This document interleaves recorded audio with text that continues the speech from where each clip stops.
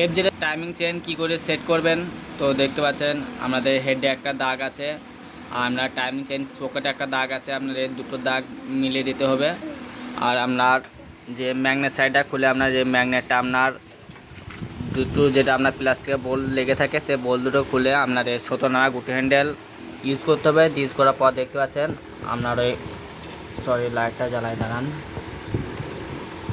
তো দেখতে পাচ্ছেন ম্যাগনেটের ভিতরে একটা দাগ আছে।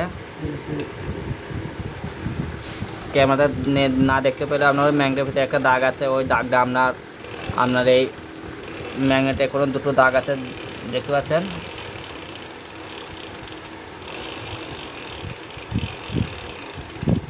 ম্যাগনেট দেখতে পাচ্ছেন একটা দাগ আছে, ওই দাগটা আপনার এই গ্যাপের সঙ্গে আপনার ফিট করতে হবে, তাহলে আপনার এই পিস্টনটা আপনার টপ হয়ে যাবে।